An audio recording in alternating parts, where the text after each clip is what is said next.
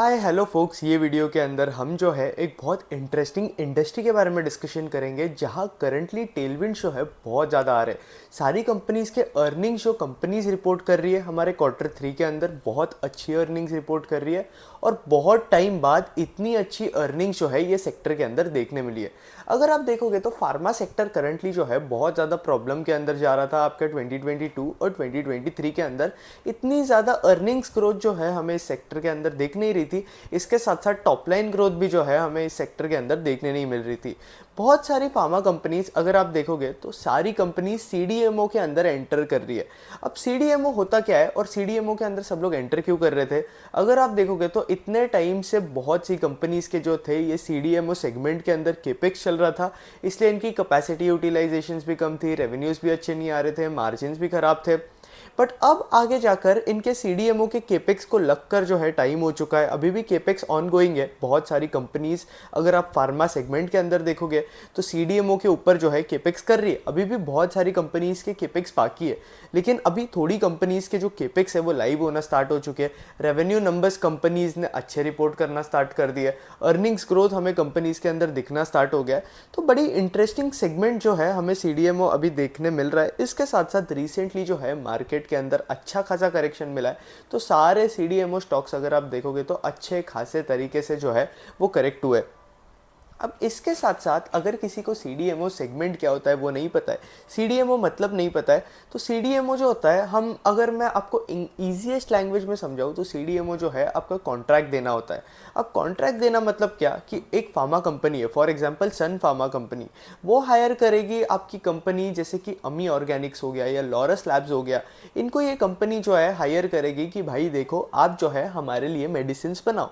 अब ये ऑब्वियसली इनके लिए मेडिसिन क्यों बनाएंगे, इनके लिए जो है इन्हें फीस दिया जाएगा। या सीडीएमओ के कॉन्ट्रैक्ट जो है अलग अलग तरीके से स्टेट किए जाते हैं। कई केसेस में जो इनका सीडीएमओ पार्टनर होता है उसे ये लोग रेवेन्यू पार्टनरशिप दे देते हैं। कई बार अगर आप देखोगे तो मेडिसिन लाइव होना स्टार्ट हो जाते हैं, इनका क्लिनिकल फेज जो है वो खत्म हो जाता है, टेस्टिंग फेज खत्म हो जाता है, तो उसके बाद इन्हें ये लोग कुछ पार्टनरशिप दे देते हैं या फिर कॉन्स्टेंटली इनके पास रेवेन्यूज आते रहते हैं। और सीडीएमओ के टाइम पे अगर आप देखोगे तो ये मैन्युफैक्चरिंग करते हैं, उनके लिए रिसर्च प्रोवाइड करते हैं।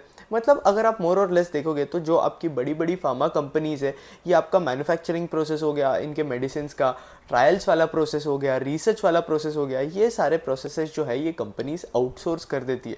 बहुत सारी बड़ी बड़ी कंपनीज भी करती है, ऐसा नहीं है कि नॉर्मल कंपनीज करती है। और फार्मा कंपनीज के अंदर अगर आप देखोगे तो दो टाइप्स होते हैं, एक होता है आपका इनोवेटर कंपनीज और दूसरी होती है आपका जेनेरिक कंपनीज। इनोवेटर कंपनीज जो होती है, ये कंपनीज जो होती है ये अपने खुद के ड्रग्स प्रोड्यूस करती है, तो ऑब्वियसली इसलिए अगर आप देखोगे तो इनके मार्जिन बहुत ज़्यादा होते हैं। अब इनके जो ड्रग्स होते हैं ये कई टाइम के लिए, आई थिंक 20 ईयर्स का कुछ टाइम होता है, वो टाइम के लिए इनके जो ड्रग्स होते हैं वो पेटेंटेड ड्रग्स होते हैं। और फिर उसके बाद जो आप जेनेरिक कंपनीज देखोगे तो जैसे इन ड्रग्स का जो पेटेंट है वो खत्म हो जाता है, 20 ईयर्स का टाइम होता है या 8 ईयर्स का टाइम होता है, डिपेंड करता है आपको कितने साल का पेटेंट मिल रहा है। और फिर उसके बाद ये जेनेरिक कंपनीज जो है आराम से, जो आपके इनोवेटर कंपनीज मेडिसिन वगैरह जो मैन्युफैक्चर कर चुकी रहती है, वो पेटेंट खत्म होने के बाद आपकी जेनेरिक कंपनीज जो है ये मेडिसिन जो है वो मैन्युफैक्चर कर कर सेल कर सकती है। लेकिन एक चीज़ है कि अगर आप जेनेरिक मेडिसिन सेल कर रहे हो तो ऑब्वियसली उसके प्राइस जो है वो लोगों के लिए कम रहेंगे। कोई भी ड्रग जो है वो इनोवेटर कैटेगरी के अंदर आता है तो ऑब्वियसली उसके अगर आप मोर और लेस देखोगे तो मार्जिन ज़्यादा रहेंगे, तो लोगों के लिए ये चीज़ खराब होती है क्योंकि लोगों से जो है ज़्यादा चार्ज किया जाता है एज अ कंज्यूमर। बट अगर आप मोर और लेस देखोगे तो कंपनी के हिसाब से अगर हम देखें तो किसी भी कंपनी के हिसाब से अगर उसका ड्रग जो है इनोवेटर कैटेगरी के अंदर आ रहा है तो वो उस कंपनी के लिए फ़ायदेमंद होगा, क्योंकि उस कंपनी के पास जो है बेसिकली इस ड्रग का जो है वो पेटेंट रहेगा और बस वही कंपनी जो है वो बना सकती है। बट जेनेरिक के केस में अगर आप देखोगे तो जेनेरिक के केस में ये सीन नहीं होता है। जेनेरिक के केस में कोई भी कंपनी जो है आपका ड्रग मैन्युफैक्चर कर कर सेल कर सकती है, इसलिए मार्जिन मोर और लेस जो है आपका अफेक्टेड होते हैं। तो अब कोई भी कंपनी किसी को अगर नया ड्रग बनाना है या किसी को रिसर्च करना है तो वो आपकी सीडीएमओ कंपनी या फिर क्रैम्स कंपनी जो होती है उन्हें ये सब टास्क जो है वो दे देती है। अगर आप बेसिकली मैन्युफैक्चरिंग सेगमेंट के अंदर हो, आपको क्या करेगी, जैसे कि अब मैं एक सीडीएमओ कंपनी हूँ, मेरे पास सन फार्मा आएगा और बोलेगा कि आप हमारे लिए मेडिसिन वगैरह जो है वो मैन्युफैक्चर कर दो। अब क्यों बोलेगा? क्योंकि या तो सन फार्मा के पास इतनी ज़्यादा बड़ी कैपेसिटी नहीं रहेगी, उनकी करंटली जो भी कैपेसिटी रहेगी वो फुल हो चुकी रहेगी, या फिर करंटली कंपनी के अंदर कोई और प्रॉब्लम चल रहा होगा, या फिर यूजुअली सीडीएमओ कंपनीज़ के पास जो है बहुत ज़्यादा एक्सपर्टीज़ होती है ये सेगमेंट के अंदर काम करने की। तो इसलिए बहुत सारी फार्मा कंपनीज़ जो है खुद अगर वो काम करेंगे तो उनके लिए कॉस्ट भी जो है इसका बहुत ज़्यादा होगा। इसलिए वो यूजुअली क्या करते हैं, आपके सीडीएमओ कंपनीज़ के पास जाकर चीज़ें जो है उन्हें आउटसोर्स कर देते हैं, तो उनके लिए भी ईजी पड़ता है। और इसलिए सीडीएमओ के अंदर अगर आप देखोगे तो ये जो है सीडीएमओ और आपका क्रैम्स जो होता है, क्रैम्स मतलब बेसिकली आपका रिसर्च भी इन्वॉल्व होता है इसके अंदर, और सीडीएमओ के अंदर अगर आप मोर और लेस देखोगे तो आपका मैन्युफैक्चरिंग के अंदर ये डील करता है। अब सीडीएमओ अलग अलग चीज़ों के लिए होता है, आपका एपीआई के लिए होता है। एपीआई मतलब आपका जो एक्टिव फार्मास्यूटिकल इंग्रेडिएंट होता है, किसी भी मेडिसिन होती है उसके अंदर जो है एक स्पेसिफिक मेन इंग्रेडिएंट होता है। अगर वो मेन इंग्रेडिएंट उस मेडिसिन के अंदर नहीं रहा तो वो मेडिसिन का जो वर्थ है वो बिल्कुल भी नहीं रहेगा। तो वो मेन इंग्रेडिएंट बनाने के लिए बहुत सी अलग अलग कंपनीज होती है जो कि एपीआई के ऊपर काम करती है, तो वो भी सीडीएमओ सेगमेंट के अंदर होती है। या फिर कोई कंपनी एपीआई रिसर्च वगैरह करती है तो वो क्रैम्स के अंदर आती है। तो इस तरीके से जो है हमारा सीडीएमओ और क्रैम का जो वैल्यू चेन है वो वर्क करता है। अगर आप देखोगे तो कोई भी ड्रग के जो क्लिनिकल ट्रायल के फेजेस होते हैं वो अलग अलग होते हैं। अगर आप मोर और लेस फेजेस स्टडी करोगे तो उसमें जो फर्स्ट फेज़ होता है वो आपका फेज़ 1 होता है, फिर उसके बाद फेज़ 2 स्टार्ट होता है, और फिर उसके बाद फेज़ 3 फेज़ 4 वगैरह से जो है आपके ड्रग्स के जो फेजेस है वो स्टार्ट हो जाते हैं। और क्लिनिकल ट्रायल के अंदर अगर आप कोई भी फार्मा कंपनी को देखोगे तो मैक्सिमम रेवेन्यूज़ ये लोग जो है वो क्लिनिकल ट्रायल होने के बाद जनरेट करते हैं, आपका सीडीएमओ कंपनीज और आपका फार्मा कंपनीज भी। तो इसमें अगर आप मोर और लेस देखोगे तो पहले उस ड्रग की जो है वो डिस्कवरी होती है, फिर उसके बाद प्री क्लिनिकल उसे चेक किया जाता है, फिर फेज़ 0 के अंदर उसका ट्रायल किया जाता है, फिर फेज़ 1 ए बी अगर आप देखोगे तो इसके अंदर जो है उसका इफेक्ट चेक किया जाता है। फेज़ 2 के अंदर अगर आप मोर और लेस देखोगे तो थोड़ा लार्जर ऑडियंस के ऊपर इफेक्ट किया जाता है। क्लिनिकल के केस में अगर आप देखोगे तो उसके साइड इफेक्ट्स चेक किए जाते हैं, उसका कंपैरिजन किया जाता है आपके जो ऑलरेडी ड्रग्स प्रेजेंट है उनसे, और फिर उसके बाद 4th स्टेज के अंदर ड्रग जो है वो लाइव हो जाता है। अगर आप मोर और लेस मैक्सिमम ड्रग्स को देखोगे तो मैक्सिमम ड्रग्स जो है वो यही स्टेजेस के अंदर फेल हो जाते हैं। तो अगर किसी भी ड्रग का लाइफ साइकिल देखोगे तो जो ड्रग जो है अपने एंड वाले लाइफ साइकिल तक पहुंच जाता है वो फार्मा कंपनीज के लिए जो है बहुत ज़्यादा प्रॉफिटेबल हो जाता है। इसलिए अगर आप देखोगे तो फार्मा कंपनीज जो है अच्छे खासे उनके रेवेन्यूज जो है वो आर&डी के ऊपर स्पेंड करती है, क्योंकि वो ड्रग ढूंढ रही होती है जो कि उनके कंपनी को जो है वो मैक्सिमम रेवेन्यूज लेकर आए। और इसलिए ये कंपनीज को जो है कॉन्स्टेंटली इनोवेशन करते रहना पड़ता है ताकि इनके पास नए नए ड्रग्स आते रहे और वो ट्रायल एंड एरर करते रहे, क्योंकि आधे से ज़्यादा ड्रग्स तो इनकी ड्रग लाइफ साइकिल जो होती है उसके अंदर फेल हो जाते हैं। और ऑब्वियसली ड्रग्स फेल हो रहे तो आपका आर&डी का कॉस्ट वगैरह जो है, इसलिए ये फार्मा कंपनीज वगैरह इनफैक्ट सारी कंपनीज जो है एक्सपेंस करवाती है, क्योंकि क्या पता ड्रग आपका फेल हो जाए तब जो है कोई गारंटी भी नहीं होगी। तो इसलिए अगर आप देखोगे तो ये अलग अलग फेजेस होते हैं जिसके अंदर जो है चीज़ें वर्कआउट होती है। तो अगर आप सीडीएमओ कंपनीज़ को देखोगे तो सीडीएमओ कंपनीज़ अलग अलग फेजेस में अलग अलग पार्ट निभाती है। यूजुअली सीडीएमओ कंपनीज जो है मैक्सिमम रेवेन्यूज जो है अपने स्टेज 4 पे बनाती है, जब ड्रग का जो है क्लिनिकल ट्रायल हो जाता है और ड्रग जो है मार्केट के अंदर सेल होने के लिए जा रहा होता है। अब ये मैक्सिमम रेवेन्यूज क्यों बनता है? यूजुअली अगर आप देखोगे तो जो इनिशियल स्टेज ऑफ साइकिल होता है वहाँ पे जो है इनके मार्जिन ज़्यादा होते हैं और रेवेन्यूज़ कम होते हैं, लेकिन जैसे जैसे साइकिल आगे आगे बढ़ते जाता है, लेट स्टेज ऑफ साइकिल आता है, तब आपके मार्जिन जो है वो फॉल होने स्टार्ट हो जाते हैं और आपके रेवेन्यूज़ के अंदर पिकअप आना स्टार्ट हो जाता है। क्योंकि जिस तरीके से कॉन्ट्रैक्ट सेट होगा, अगर ऐसा होगा कि यार सन फार्मा और आपकी अमी ऑर्गेनिक्स जो है उनके अंदर कॉन्ट्रैक्ट हो गया है कि यार जब ये ड्रग जो है हम सेल करना स्टार्ट कर देंगे तब हमारे पास जो है वो रेवेन्यूज़ आएंगे, वो हम 30-70 पे स्प्लिट कर लेंगे, 70 सन फार्मा रख लेगा, 30 जो है वो अमी ऑर्गेनिक्स को दे देगा। तो जैसे ही क्लिनिकल ट्रायल हो जाते हैं कंपनीज़ के पास रेवेन्यूज़ आना भी जो है वो जल्दी से स्टार्ट हो जाते हैं और रेवेन्यूज़ जो है कंपनी के अंदर किक इन होना स्टार्ट हो जाते हैं। तो इसलिए हम बोलते हैं कि यार जितना ज़्यादा कंपनी के जो आपके ड्रग्स है वो आपके क्लिनिकल फेज़ के आगे जा रहे होंगे, तब इन कंपनीज़ के पास रेवेन्यू जनरेट करने के लिए जो है बहुत अच्छी खासी अपॉर्चुनिटी होती है। अब अगर आप सीडीएमओ कंपनीज़ को ट्रैक कर रहे हो तो सीडीएमओ कंपनीज़ के अंदर कुछ स्पेसिफिक फैक्टर्स होते हैं जो कि आपको ट्रैक करना बहुत ज़्यादा इंपॉर्टेंट हो जाता है। जैसे कि आपका प्रोजेक्ट क्या चल रहा है, आपके करंटली कितने मॉलिक्यूल्स पे आप काम कर रहे हो, आपके कितने करंटली मॉलिक्यूल जो है वो ऑनगोइंग प्रोसेस के अंदर है, कितने जो है अभी तक लाइक पेटेंट होने के आसपास है, तो वो आपको देखना पड़ता है। इसके साथ साथ कौन से फेज़ में आपका ड्रग करंटली है, जैसे कि मैंने आपको बताया कि आपके पार्टनर्स या फिर आपके जो क्लाइंट्स हैं उनका ड्रग कौन से फेज़ के अंदर है, phase 1 phase 2 phase phase 3, phase 4, अलग अलग साइकिल होती है, उस हिसाब से कौन से फेज़ के अंदर ड्रग है वो भी आपको पता होना चाहिए। तो उस हिसाब से जो है आप रेवेन्यू प्रेडिक्ट कर सकते हो। ऐसे तो यूजुअली अगर आप CDMO कंपनीज़ के रेवेन्यूज़ प्रेडिक्ट करना देखोगे, ट्राई करोगे, तो इतना ज़्यादा पॉसिबल नहीं है। इसके लिए जो है आपको अच्छा खासा नॉलेज होना चाहिए।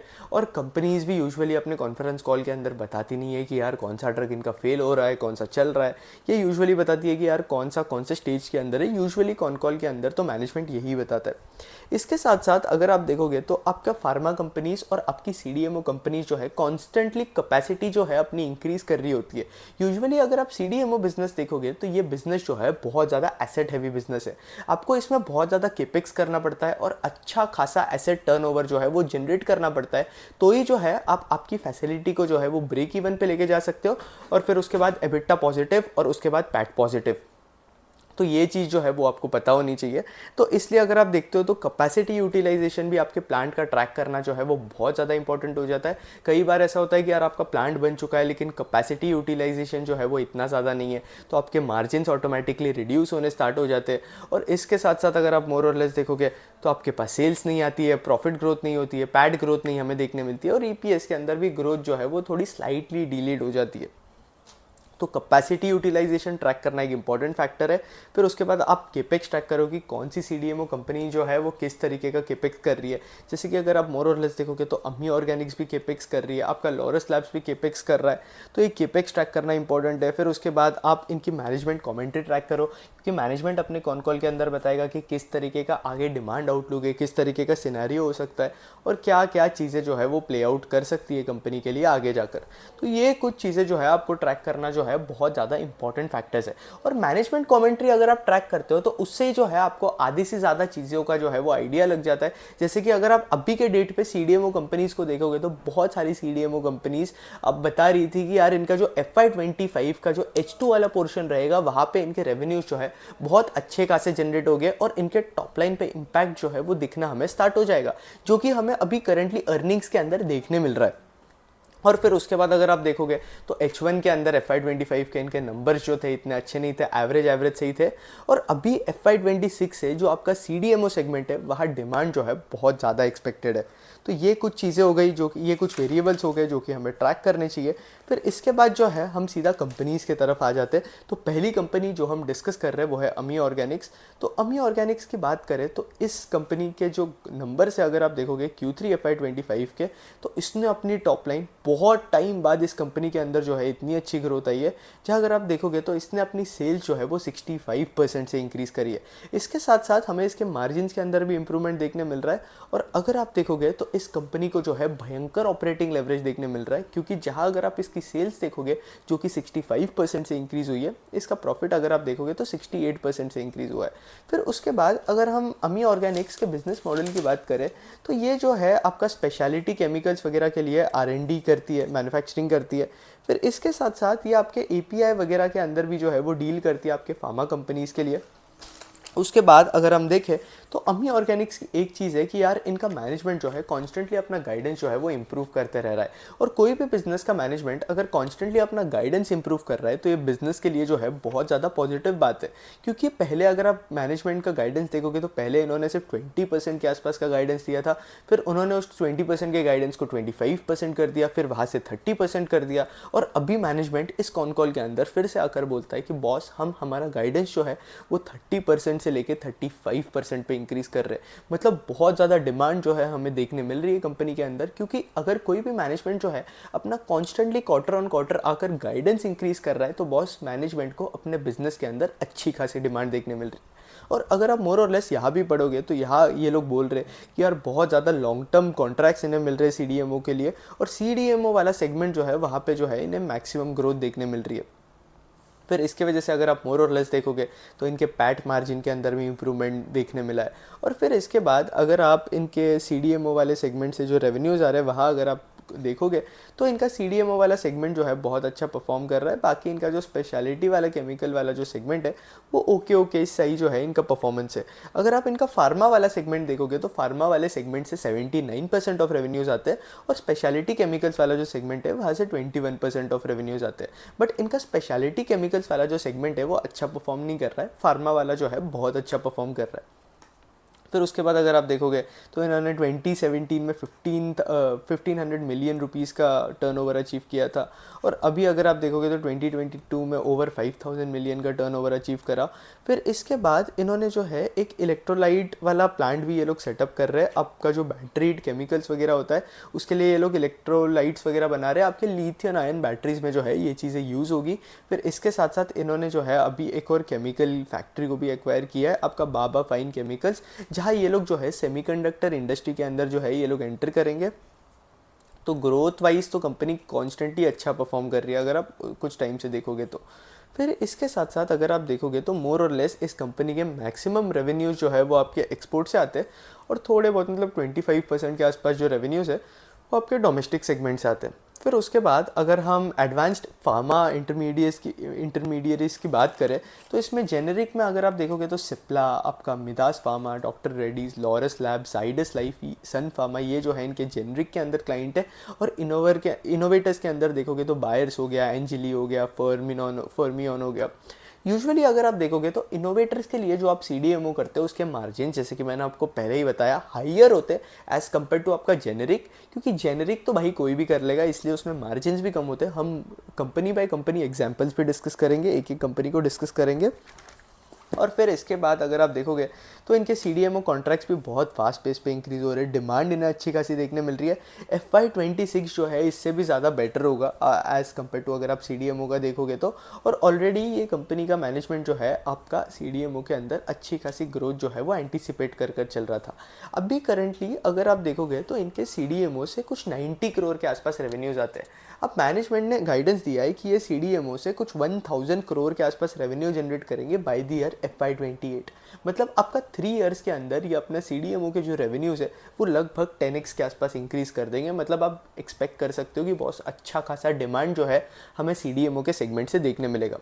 इसके साथ साथ इनका स्पेशलिटी वाला केमिकल जो है वो अच्छा परफॉर्म नहीं कर रहा है, क्योंकि उसके वॉल्यूम्स के अंदर भी जो है डिक्रीज देखने मिला है। बाकी केपेक्स अगर हम टोटल इनका 9 मंथ्स का देखें तो टोटल इन्होंने 118 करोड़ का केपेक्स करा हुआ है। इलेक्ट्रॉनिक वाली अगर हम इलेक्ट्रोलाइट वाली फैसिलिटी देखें तो वो जो है हमारा H1 FY26 तक जो है इनकी ऑपरेशनलाइज हो जाएगी।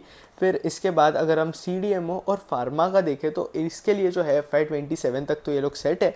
और फिर FY27 के बाद बिजनेस सिक्योरिटी, मतलब बेसिकली इनके पास कॉन्ट्रैक्ट्स वगैरह जो इन्हें मिलते रहेंगे वो इनके FY40 तक डिसाइडेड है। अब CDMO के अंदर एक चीज़ बहुत फ़ायदे वाली होती है कि यार आपको CDMO के अंदर बहुत ज़्यादा लॉन्ग टर्म कॉन्ट्रैक्ट्स मिलते हैं, तो इसलिए बिजनेस सिक्योरिटी के अंदर कोई प्रॉब्लम नहीं है। और ऑब्वियसली अगर आप मोर और लेस देखोगे तो प्रोडक्ट मिक्स चेंज हो रहा है अमी ऑर्गेनिक्स के अंदर। अगर आप देखोगे तो CDMO बिजनेस जो है इनका बहुत ज़्यादा कॉन्स्टेंटली फास्ट पेस पे ग्रो कर रहा है।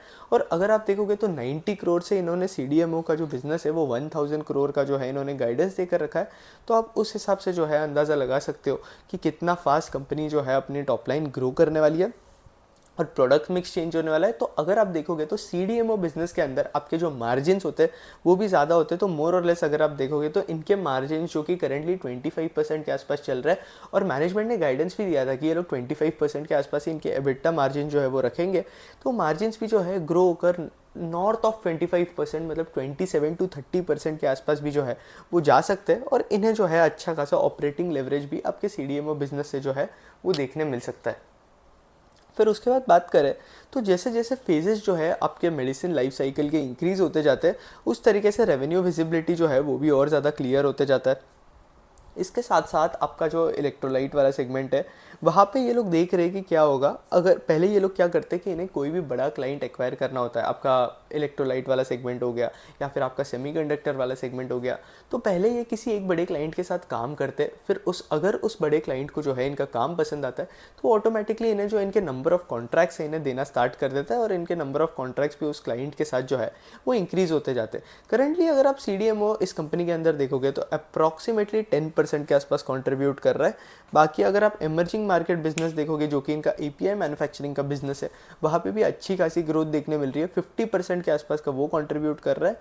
और आपका जो रेगुलेटरी मार्केट वाला बिजनेस है, स्पेशलिटी केमिकल्स वगैरह का, वो आपके बिजनेस को कुछ 40% के आसपास कंट्रीब्यूट कर रहा है। तो अमी ऑर्गेनिक्स का अगर आप मोर और लेस देखोगे तो अगर आप इंडस्ट्री की बात करोगे API के अंदर तो 6.5% कैगर की ग्रोथ एक्सपेक्टेड है, और फार्मास्यूटिकल के अंदर देखोगे तो 6.2% कैगर की ग्रोथ एक्सपेक्टेड एक्सपेक्टेड है।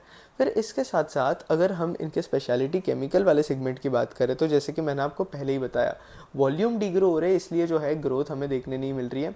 बाकी इनका सेमीकंडक्टर वाला जो फैसिलिटी है और इलेक्ट्रोलाइट वाला फैसिलिटी है, मतलब जो अभी इन्होंने बाबा केमिकल्स को एक्वायर किया है, वहाँ से जो है इन्हें अच्छे खासे रेवेन्यू एक्सपेक्टेड है। और हमें देखना होगा कि किस तरीके से जो है रेवेन्यूज़ यहाँ से ये इन दोनों सेगमेंट से जो है कंपनी की तरफ कंट्रीब्यूट होने स्टार्ट हो जाते हैं। अगर आप मोर और लेस देखोगे तो आपका इलेक्ट्रोलाइट वाला जो सेगमेंट है वहाँ मार्जिन जो होते हैं वो ज़्यादा होते हैं एज़ कम्पेयर टू आपका स्पेशलिटी वाला सेगमेंट। और अगर आप देखोगे तो आपका फार्मा सेगमेंट के अंदर आपके इलेक्ट्रोलाइट वाला जो सेगमेंट है उससे भी ज़्यादा मार्जिन होते हैं। फिर इसके साथ साथ अगर आप मोर और लेस देखोगे तो अमी ऑर्गेनिक्स का जो है एकदम हाई स्पेशलाइजेशन है आपका केमिकल्स के अंदर, तो इसलिए ये लोग जो है आपका इनोवेटर के लिए सीडीएमओ करते हैं, आपका जेनेरिक सीडीएमओ ये करते नहीं है। इसलिए अगर आप मोर और लेस देखोगे तो इनके मार्जिन्स भी जो है हमें इंप्रूवमेंट देखने मिल रहा है। इसके साथ साथ अगर आप देखोगे तो इनका जो बाबा वाला जो केमिकल वाला सीन है इनका सबसे सेमीकंडक्टर वाला जो कि इन्होंने एक्वायर करा था, वो FY27 तक वहाँ से जो है रेवेन्यूज़ अच्छे खासे स्टार्ट हो जाएंगे। ये लोग यूरोप के भी क्लाइंट टारगेट कर रहे हैं, आपके कोरिया के भी क्लाइंट टारगेट कर रहे हैं। और मार्जिन जो है आपका अगले साल FY26 के अंदर Q1 to Q4 कॉन्स्टेंटली धीरे धीरे जो है वो इंक्रीज़ होते जाएंगे। तो अमी ऑर्गेनिक्स का मैनेजमेंट जो है बड़ी इंटरेस्टिंग बातें कर रहा है। इनके बात करने के ढंग पे से ही जो है आपको पता चल जाएगा कि CDMO सेगमेंट के अंदर जो है कितनी ज़्यादा टेलविंड्स है और कितनी ज़्यादा ग्रोथ है। अगर एक कंपनी का मैनेजमेंट इस तरीके की बात कर रहा है तो यार मेरा भरोसा नहीं होगा, लेकिन अगर 3 से 4 कंपनी के मैनेजमेंट ये सारी बातें करने लग जाते हैं तो मेरा ट्रस्ट जो है ऑटोमेटिकली इंक्रीज़ होना स्टार्ट हो जाता है। तो उसी तरीके से आप अगर एक और कंपनी देखोगे तो वो है लॉरस लैब्स। अब लॉरस लैब्स को अगर आप देखोगे, और एक और चीज़ है कि यार आपका अमी ऑर्गेनिक्स का जो मैनेजमेंट है वो कॉन्स्टेंटली आपका गाइडेंस भी इंप्रूव करते जा रहा है। अमी ऑर्गेनिक्स के वैल्यूएशन की बात करें तो यार डिसेंटली वैल्यूड है, अगर मतलब थोड़ा ओवर वैल्यूड लग रहा है 81 का पी। अभी इसके पी के अंदर जो है हमें री रेटिंग भी देखने मिला। करंटली इसका पी जो है वो बीच में कुछ टाइम पहले करेक्ट हो चुका था और फिर वहाँ से जो है हमें इसके पी के अंदर जो है वो री रेटिंग मिली और इन्होंने अर्निंग्स भी अच्छी खासी रिपोर्ट की, जिसकी वजह से इनका पी जो है वो फॉल हो चुका था और ऑटोमेटिकली पी री रेट होकर वही प्लेस पे पहुँच गया जहाँ पी पहले था। अब लॉरस लैब्स की बात करें तो लॉरस लैब्स भी जो है आपका CDMO कंपनी है। ये जो है आपका basically generic CDMO type of company है। यहाँ अगर आप देखोगे तो CDMO के वजह से अच्छी खासी ग्रोथ देखने मिली है। लॉरस लैब्स में पहले कुछ क्वार्टर से जो है बिल्कुल ही ग्रोथ नहीं आ रही थी। ये पहला क्वार्टर है जहाँ लॉरस लैब्स के अंदर इतनी अच्छी ग्रोथ आई है पिछले कुछ 7 से 8 क्वार्टर्स के बाद। तो लॉरस लैब्स के अंदर अगर आप देखोगे तो 18% की हमें सेल्स ग्रोथ देखने मिली है। मार्जिन्स के अंदर हमें इंप्रूवमेंट देखने मिला है क्योंकि मार्च FY23 के बाद, मतलब मार्च 2023 के बाद मार्जिन्स अभी जाकर 2024 दिसंबर के अंदर 20% के आसपास पहुंचे। फिर उसके बाद अगर आप प्रॉफिट ग्रोथ देखोगे तो बहुत भयंकर ऑपरेटिंग लेवरेज इसे मिलना स्टार्ट हो गया है। एक तो आपके मार्जिन्स इंक्रीज हो रहे हैं और दूसरा आपका CDMO बिजनेस का जो शेयर है वो भी धीरे धीरे इंक्रीज होता जा रहा है, जिसकी वजह से मैंने आपको पहले ही बोला कि CDMO सेगमेंट के अंदर जो मार्जिन्स होते हैं वो बहुत ज़्यादा होते हैं और आपको ऑपरेटिंग लेवरेज मिलना भी स्टार्ट हो जाता है क्योंकि इसमें आपके जो फिक्स्ड कॉस्ट होते हैं वो एक लिमिट तक कॉस्ट होते हैं और फिर उसके बाद आपके फिक्स्ड कॉस्ट जो है वो सेम होते हैं और आपके वेरिएबल कॉस्ट जो है वो ऑटोमेटिकली जैसे आपका प्रोडक्शन इंक्रीज होते जाता है वो मोर और लेस अगर आप देखोगे तो फिक्स्ड कॉस्ट सेम ही रहेगी, वेरिएबल कॉस्ट इंक्रीज होते रहेंगे, तो आपके बिजनेस को जो है ऑपरेटिंग लेवरेज मिलना स्टार्ट हो जाएगा। लॉरस लैब्स के अंदर देखोगे तो इन्होंने जो है इनका प्लान था कि ये लोग 3000 करोड़ का किपेक्स करने वाले थे आपका FY22, 23 और 25 के बीच में। अभी तक अगर आप देखोगे तो आधे से ज़्यादा किपेक्स तो कमर्शियलाइज ही नहीं हुआ है और 72% किपेक्स जो है वो आपके CDMO सेगमेंट के अंदर होने वाला था और 28% वाला जो किपेक्स है वो आपके ड्रग प्रोजेक्ट के अंदर होने वाला था। उसके बाद अगर आप देखोगे तो CDMO वाला जो बिज़नेस है इनका पिछले क्वार्टर के अंदर भी पिकअप करना स्टार्ट कर दिया था और इस क्वार्टर में के अंदर भी अगर आप देखोगे तो CDMO के बिज़नेस के अंदर जो है अच्छी खासी ग्रोथ देखने मिल रही है। इनका API वाला बिज़नेस जो है इतना अच्छा परफॉर्म नहीं कर रहा है, लेकिन CDMO वाला जो बिज़नेस है वो सबको, इनके हर एक बिज़नेस को जो है वो बेसिकली आउटपेस कर रहा है। फिर इसके साथ साथ अगर आप देखोगे तो इनका जो केपेक्स है उसके अंदर ऑपरेशनल जो है वो आपका सिर्फ 51% के आसपास है और बचा हुआ 49% के आसपास, आधे से ज़्यादा तो रैंप अप होना है और बचा हुआ जो है वो ऑनगोइंग केपेक्स है।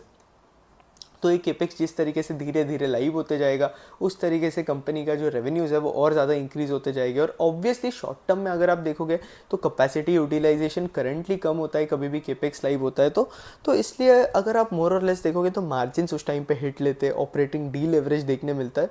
लॉरस लैब्स के केस में पहले भी यही देखने मिल रहा था कि यार ये लोग केपेक्स कर रहे थे, इसलिए इनके बिजनेस के अंदर जो है अच्छा खासा ऑपरेटिंग डी लेवरेज देखने मिल रहा था। लेकिन अभी धीरे धीरे इनकी केपेक्स की जो यूटिलाइजेशन है वो भी इंक्रीज़ होनी स्टार्ट हो गई है। इन्हें अच्छे खासे CDMO कॉन्ट्रैक्ट्स के अंदर भी विजिबिलिटी जो दिखती है वो भी होना स्टार्ट हो चुकी है। और अगर आप मोर और लेस देखोगे तो इनके ROCE के अंदर जो है पहले फॉल देखने मिला था, क्योंकि इस बिज़नेस के अंदर जो है ऑपरेटिंग डी लेवरेज देखने मिल रहा था और इनका केपेक्स जो है कॉन्स्टेंटली इंक्रीज़ होते जा रहा था। इसके साथ साथ Q4 के अंदर जो है इनके नंबर्स और ज़्यादा बेटर होंगे, क्योंकि Q4 के अंदर इनकी जो है वो डिलीवरीज है। जैसे कि अगर आप देखोगे तो इनके बहुत सारे जो कॉन्ट्रैक्ट्स है वो फेज़ 4 के अंदर है या उसके भी आगे पहुंच चुके हैं, तो इसलिए अभी डिलीवरीज होगी Q4 के अंदर, तो इनके रेवेन्यूज जो है हमें Q4 के अंदर अच्छे खासे देखने मिलेंगे। मैनेजमेंट बहुत ज़्यादा ऑप्टिमिस्टिक है। इसके साथ साथ ये लोग जो है आपका स्मॉल हाई वैल्यू मॉलिक्यूल्स के अंदर डील करते हैं, तो अगर आप स्मॉल मॉलिक्यूल्स के अंदर डील करते हो तो आपके मार्जिन्स भी जो है ऑटोमेटिकली इंक्रीज़ हो जाते हैं, क्योंकि स्मॉल मॉलिक्यूल्स के अंदर डील करना जो है एक कॉम्प्लेक्स प्रोसेस होता है। फिर इसके साथ साथ अगर आप इनके CDMO बिजनेस को देखोगे तो 89% की ग्रोथ देखने मिली है आपके CDMO सेगमेंट से ईयर ऑन ईयर के लेवल पे। API में 79% का डी ग्रोथ देखने मिला है। फॉर्मुलेशन से हमें जो है 19% का इंक्रीज देखने मिला है और बायो वाले सेगमेंट से हमें 14% का ईयर ऑन ईयर लेवल पे इंक्रीज देखने मिला है। मेनली आपका अगर आप अभी भी ग्रोथ देखोगे तो CDMO से ही जो है मैक्सिमम हमें ग्रोथ जो है वो देखने मिल रही है। और CDMO जो है कंपनी के बिजनेस को अगर आप देखोगे तो 28% के आसपास के रेवेन्यूज जो है वो CDMO से हमें देखने मिल रहे हैं। बाकी API से भी रेवेन्यूज आ रहे हैं, लेकिन API के अंदर डी ग्रोथ देखने मिल रहा है, तो इसलिए हमें जो है इतना खास फास्ट जो है रेवेन्यू ग्रोथ देखने नहीं मिल रहा है। पिछले 2 क्वार्टर से मैक्सिमम रेवेन्यू ग्रोथ जो हमें देखने मिल रही है लॉरस के अंदर, वो हमें इनके CDMO सेगमेंट से ही देखने मिल रही है। इसके साथ साथ अगर आप देखोगे तो इनका आउटलुक जो है Q4 के लिए बहुत ज़्यादा पॉजिटिव है, और FY26 के लिए भी इनका आउटलुक जो है जो कि मैनेजमेंट ने दिया है वो अच्छा दिया है। बाकी अगर आप देखोगे तो इनका मार्जिन जो है मोर और लेस ये सेम ही रहेगा। और अगर आप देखोगे तो CDMO के अंदर यूजुअली अगर आप देखोगे तो कोई भी कंपनी अगर CDMO के अंदर होती है उसके मार्जिन्स भी ज़्यादा होते हैं। और अगर आप API से कंपेयर करोगे तो लॉरस के जो है CDMO के अंदर मार्जिन्स कंपैरेटिवली ज़्यादा है, क्योंकि CDMO के अंदर अगर आप देखोगे बीट आपका CR क्रैम्स हो गया, आपका रिसर्च वाला और आपका मैन्युफैक्चरिंग वाला हो गया, तो यहाँ पे जो है आपको स्पेशलाइजेशन लगता है, और जहाँ आपको स्पेशल एक्सपर्टीज़ लगती है वहाँ आपके मार्जिन्स भी जो है उसी तरीके से इंक्रीज़ होने स्टार्ट हो जाते हैं। फिर इसके साथ साथ अगर आप देखोगे तो जो दूसरी कंपनी है लॉरस लैब्स के बाद, उसका नाम है सिंजीन। लॉरस लैब्स के बारे में तो बस इतना ही था, ऐसे तो गाइडेंस इनका मैनेजमेंट देता नहीं है, लेकिन यहाँ पे भी जो है चीज़ें अच्छी खासी हमें जो है आउटलुक देखना स्टार्ट हो गया, और बहुत सारे क्वार्टर बाद यहाँ इनकी रेवेन्यू ग्रोथ जो है इतनी अच्छी खासी देखने मिली है हमें। सिंजीन की बात करते हैं तो सिंजीन भी जो है आपका एक CDMO कंपनी है। तो सिंजीन के केस में देखोगे तो बहुत सारे क्वार्टर बाद यहाँ जो है अच्छी खासी ग्रोथ देखने मिली है। आई थिंक 4 क्वार्टर हो गए। इन्होंने अपने टॉप लाइन जो है सिंजीन ने अबाउट 10.57% से इंक्रीज़ करा है। मार्जिन्स के अंदर इंप्रूवमेंट देखने मिला है, और आपका जो प्रॉफिट है अगर आप मोर और लेस देखोगे तो 15% से जो है इन्होंने अपनी अर्निंग्स ग्रो करी है। बाकी इस कंपनी के अंदर अगर आप देखोगे तो इनका CDMO वाला जो सेगमेंट है वहाँ से ही जो है मैक्सिमम ग्रोथ देखने मिल रही है कंपनी को। और फिर उसके बाद अगर आप देखोगे तो इनका जो है रिसर्च वाला भी सेगमेंट है जिसे हम क्रैम्स बोलते हैं, तो क्रैम्स से अगर आप देखोगे तो कंपनी के जो है मैक्सिमम रेवेन्यूज आता है, तो क्रैम्स से अच्छी खासी ग्रोथ देखने मिल रही है। लेकिन इनका जो CDMO वाला बिजनेस है वो क्रैम्स वाला जो सेगमेंट है उससे भी ज़्यादा बेटर परफॉर्म कर रहा है। फिर उसके बाद अगर आप देखोगे तो FY25 का जो इनका केपेक्स था वो कुछ $60 मिलियन के आसपास का था।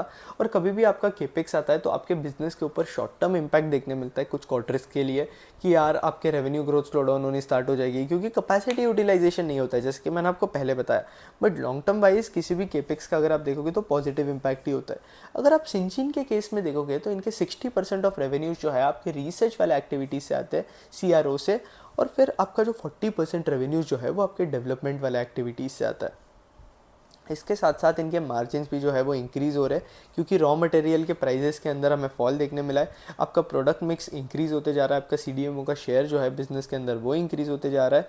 और इसके साथ साथ मुझे एक चीज़ अच्छी नहीं लगी कि यार सिंजीन का जो मैनेजमेंट है वो आपके CDMO के ग्रोथ को लेकर बहुत ज़्यादा पॉजिटिव है, और CDMO के ग्रोथ की वजह से ही जो है हमें इतने अच्छे नंबर्स देखने मिल रहे हैं। बट अगर आप मोर और लेस देखोगे तो प्रॉब्लम ये है सिंजीन का कि मैनेजमेंट ने जो गाइडेंस दिया है वो गाइडेंस अच्छा नहीं है। सिंगल डिजिट का रेवेन्यू गाइडेंस देकर रखा है मैनेजमेंट ने, और बाकी इनकी जो फैसिलिटी है वो करंटली अंडर यूटिलाइजेशन के अंदर है। FY26 तक इनका जो कैपेसिटी यूटिलाइजेशन है वो इंक्रीज़ हो जाएगा ऑटोमेटिक, तब मार्जिन भी ऑटोमेटिकली इंक्रीज़ हो जाएंगे।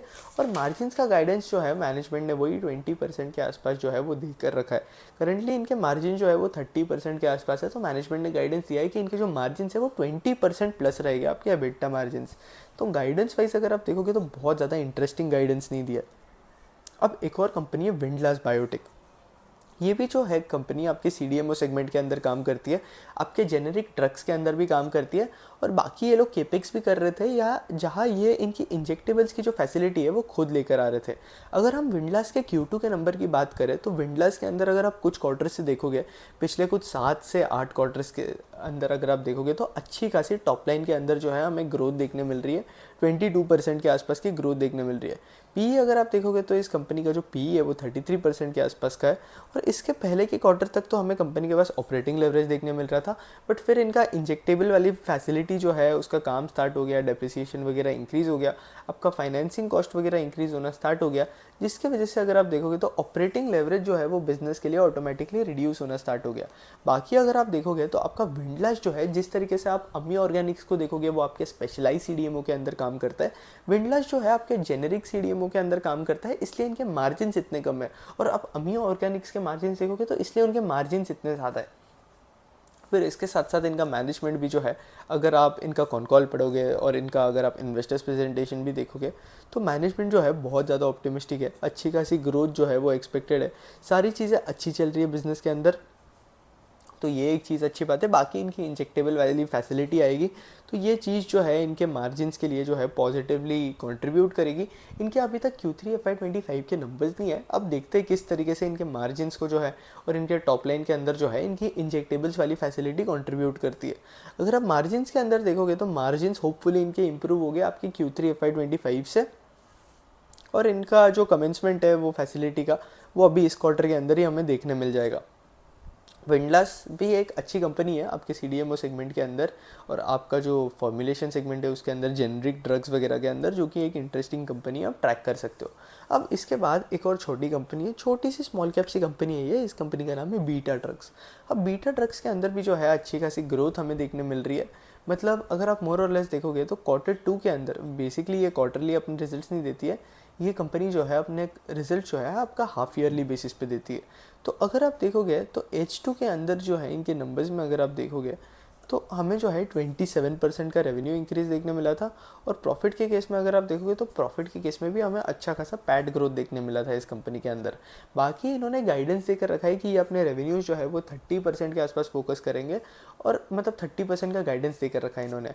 और ये कंपनी भी अगर आप इनके कॉल को चेक करोगे तो इनका CDMO के ऊपर अच्छा खासा फोकस है, और आपका विंडलास अगर आप उनका कॉल जाकर चेक करोगे, और आपका बीटा ड्रग्स आपके H2 के ऊपर जो है बहुत ज़्यादा फोकस करे जा रहा था कि H2 के अंदर जो ग्रोथ है आपके फार्मा कंपनीज़ के अंदर, CDMO कंपनीज़ के अंदर, वो बहुत अच्छी खासी ग्रोथ होगी। इसलिए अगर आप देखोगे तो सारी कंपनीज़ के H2 के मतलब Q3 के जो रिजल्ट्स आ रहे हैं नए वाले, वहाँ पे जो है सारी कंपनीज़ के ग्रोथ के नंबर्स अगर आप देखोगे तो अच्छे खासे नंबर्स हमें देखने मिल रहे हैं। अब और कुछ कंपनीज़ है जैसे कि हिकल। अब हिकल के अंदर पहले ग्रोथ नहीं थी, अब मैं इसके Q3 के नंबर्स का वेट कर रहा हूँ कि किस तरीके के इनके नंबर्स आएंगे, क्योंकि पहले जो हिकल है अपना 4% के आसपास ग्रो कर रहा था। इनका केमिकल वाला बिजनेस है वो इनके बिजनेस के लिए लगाड़ बन रहा था, और आपका CDMO वाला बिजनेस ही जो है हिकल के लिए अच्छा खासा परफॉर्म कर रहा था। बाकी तो ठीक ही है, हिकल के बिज़नेस में सिर्फ ग्रोथ नहीं है, तो वो इसलिए मुझे इनका बिज़नेस जो है वो पसंद नहीं है। बाकी मार्जिन के अंदर हमें पिछले क्वार्टर के अंदर जो है वो इम्प्रूवमेंट देखने मिला था। अब इनका स्पेशलिटी केमिकल वाले सेगमेंट के अंदर प्रॉब्लम चल रहा है, क्योंकि अगर आप मोर और लेस ट्रैक करते हो तो स्पेशलिटी केमिकल के अंदर हर एक कंपनी को, आप अमी भी देख लो तो उसके अंदर जो है प्रॉब्लम देखने मिल रहा है हमें। आपका एग्रोकेमिकल वाला, सॉरी आपका स्पेशलिटी केमिकल्स नहीं है, एग्रोकेमिकल्स के अंदर काम करते थे, और एग्रोकेमिकल्स के अंदर जब से चाइना के अंदर से डंपिंग होनी स्टार्ट हो गई, एग्रोकेमिकल्स की सारी कंपनी जो है नेगेटिव ग्रोथ रिपोर्ट करनी स्टार्ट कर दी। फिर इसके बाद एक और कंपनी है लिंकन फार्मा, जो कि आपका फार्मा सेगमेंट के अंदर ही आती है। इनका इतना CDMO वाला बड़ा बिजनेस नहीं है, तो अगर आप देखोगे तो इसके अंदर भी ग्रोथ पहले मतलब आपका जो Q1 है उसके अंदर अच्छी खासी ग्रोथ हमें देखने मिली थी। बट फिर उसके बाद ग्रोथ जो है रिड्यूस हो गई और इनके मार्जिन्स भी जो है वो रिड्यूस हो गए। अब जैसे कि अगर आप देखोगे तो आप फार्मा कंपनीज़ को ट्रैक करो। मैं ये वीडियो क्यों बना रहा हूँ पता है, ताकि मैं आपको आइडिया दे दूँ कि यार पहले जो फार्मा कंपनीज़ H2 के बारे में बात कर रही थी FY25 के, वो आ चुका है। और अभी तक जितने फार्मा कंपनीज़ के नंबर्स आए ना, वो सारे कंपनी के नंबर्स जो है वो अच्छा है, अच्छी खासी रेवेन्यू ग्रोथ हमें देखने मिल रही है। एक और कंपनी थी ब्लू जेट हेल्थ केयर, इनके भी नंबर्स अच्छा है, अभी रिसेंटली नंबर आए इन्होंने इनके, जहाँ पे इन्होंने अपनी टॉप लाइन देखोगे तो 91% से इंक्रीज़ करी। अब इनका कॉन कॉल जो है मैंने पढ़ा नहीं है, इनका कॉन कॉल जैसे ही आएगा मैं इनकी ट्रांसक्रिप्ट पढ़ लूँगा और फिर इसके ऊपर भी जो है वीडियो कवर करूँगा। ये भी एक इंटरेस्टिंग कंपनी लग रही है आपके फार्मा सेगमेंट के अंदर। फिर उसके बाद आप दूसरी कंपनीज़ को भी ट्रैक कर सकते हो। तो H2 जो है फार्मा कंपनीज़ के लिए होपफुली अच्छा रहेगा। अब देखते हैं किस तरीके के नंबर्स आते हैं, तो इसलिए ये वाला एक सेक्टर है जो कि आप ट्रैक कर सकते हो। और आपकी CDMO सेगमेंट के अंदर जो है बहुत ज़्यादा टेलविंड्स देखने मिल रही है। अब कंपनीज़ के बारे में डिस्कस कर लिया हमने, कॉन कॉल्स के बारे में थोड़ा बहुत डिस्कस कर लिया, नंबर्स के बारे में डिस्कस कर लिया। अब बात कर लेते हैं इस बिज़नेस के थीसिस के बारे में। अब थीसिस के बारे में अगर मैं बात करूँ तो यार थीसिस के केस में अगर आप देखोगे तो इस बिज़नेस के अंदर अच्छा क्या है, CDMO सेगमेंट के अंदर जो है हमें अच्छा खासा ग्रोथ देखने मिल रहा है। ग्रोथ तो देखने मिल रहा है हमें। फिर इसके साथ साथ अगर आप देखोगे तो कंपनीज़ को जो है लॉन्ग टर्म कॉन्ट्रैक्ट्स दिए जाते हैं। अब लॉन्ग टर्म कॉन्ट्रैक्ट्स दिए जाते हैं तो आपके CDMO कंपनीज़ के पास रेवेन्यू विजिबिलिटी भी होती है, बिजनेस सिक्योरिटी भी होती है। जैसे कि आपकी अमी ऑर्गेनिक्स का मैनेजमेंट बात कर रहा था, तो ये कुछ चीज़ें होती है। मार्जिन्स आपके CDMO बिजनेस के अंदर अच्छे होते हैं। और इसके साथ साथ अगर आपके एसेट टर्नओवर अच्छे रहे आपके CDMO बिजनेस के अंदर, तो ऑब्वियसली आपका CDMO बिजनेस की वजह से आपके बिजनेस के अंदर टॉप लाइन ग्रोथ दिखनी स्टार्ट हो जाती है, ऑपरेटिंग लेवरेज दिखना स्टार्ट हो जाता है और बॉटम लाइन ग्रोथ दिखनी स्टार्ट हो जाती है। तो ये कुछ थीसिस है। इसके साथ साथ टेलविंड्स बहुत ज़्यादा है और ग्रोथ बहुत ज़्यादा है। China+1 पे भी बहुत ज़्यादा फोकस किया जा रहा है, US बायोसिक्योर एक्ट पे भी फोकस किया जा रहा है। लेकिन यूजुअली टॉप डाउन मत देखो, चीज़ों को बॉटम सब देखना ट्राई करो, तो आपको थोड़ी ज़्यादा विजिबिलिटी रहेगी कि क्या चल रहा है। इसलिए मैं प्रेफर करता हूँ कि आप कॉन कॉल से स्टार्ट करो और फिर आप मैक्रो की तरफ जाओ, क्योंकि आप सिर्फ मैक्रो देखोगे तो आप बहुत ज़्यादा ओवर ऑप्टिमिस्टिक हो जाओगे किसी भी सेक्टर को लेकर। ऐसा भी हो सकता है कि कोई सेक्टर ग्रो नहीं कर रहा हो और उसकी उस सेक्टर के अंदर एक कंपनी है वो बहुत फास्ट पेस पे ग्रो कर रही हो। जैसे कि अल्कोहल सेगमेंट के अंदर एक कंपनी है एलाइड अल्कोहल या एलाइड बेवरेज, कुछ नहीं, एसोसिएटेड बेवरेज नाम था आई थिंक उस कंपनी का, एसोसिएटेड अल्कोहल एंड ब्रूअरीज। ये कंपनी जो है बहुत ज़्यादा फास्ट पेस पे ग्रो कर रही है अगर आप नॉर्मली देखोगे तो। और बाकी दूसरी कंपनीज अगर आप देखोगे तो वो इतना फास्ट ग्रो नहीं कर रही है। आपका यूनाइटेड स्पिरिट्स हो गया, वो टाइप की कंपनीज जो हो गई वहाँ पे अगर आप देखोगे तो। और फिर उसके बाद बात करें तो यार कुछ एंटी थीसिस भी आपके CDMO सेगमेंट को लेकर, जैसे कि स्लो डाउन देखने मिल सकता है। अगर स्लो डाउन स्टार्ट हो गया तो जैसे आपको लॉरस लैब्स के अंदर ऑपरेटिंग डी लेवरेज देखने मिला था, वैसे हमें बाकी कंपनीज़ के अंदर भी देखने मिल सकता है। क्योंकि मैक्सिमम कंपनी CDMO वाली जो कंपनीज़ है वो केपेक्स कर रही है, तो ऑपरेटिंग डी लेवरेज एक बार देखना स्टार्ट हो गया तो आपकी जैसे कि आपकी सेल्स ग्रोथ 10% से गिर रही है, लेकिन आपका पैड ग्रोथ जो है वो 50% से गिर रहा है, EPS जो है वो 50% से फॉल हो रहा है, तो ये एक चीज़ है। फिर इसके साथ साथ आपका CDMO सेगमेंट के अंदर जो यूटिलाइजेशन होता है वो बहुत ज़्यादा इंपॉर्टेंट होता है। आप केपेक्स तो कर रहे हो, लेकिन अगर आपका कैपेसिटी यूटिलाइजेशन नहीं होगा तो आपके मार्जिन हिट होंगे, टॉप लाइन हिट होगी, बॉटम लाइन हिट होगी। तो आपको यूटिलाइजेशन भी रखना पड़ेगा, यूटिलाइजेशन मेंटेन कर कर चलना पड़ेगा, नहीं तो फिर आपके बिजनेस के अंदर जो है वो दिक्कतें होनी स्टार्ट हो जाएगी। तो CDMO वाला एक सेगमेंट है जो कि आप ट्रैक कर सकते हो। सारी CDMO कंपनीज़ को इंटरेस्टिंग नंबर्स दे रही है सारी कंपनीज़, तो इन कंपनीज़ को ट्रैक करते रहो। H2 आ चुका है, एक बार सारी कंपनीज़ के नंबर्स आ गए तो हम फिर से एक बार एक और वीडियो के अंदर CDMO कंपनीज़ और आपका फार्मा सेक्टर की सारी कंपनीज़ के नंबर्स का जो है वो डिस्कशन करेंगे एक अलग से सेपरेट वीडियो के अंदर। होपफुली ये वीडियो जो है आपको अच्छा लगा होगा और इंसाइटफुल लगा होगा। वीडियो अच्छा लगा तो लाइक कर देना, कंटेंट अच्छा लगा तो चैनल सब्सक्राइब कर देना। That's it, thank you for watching.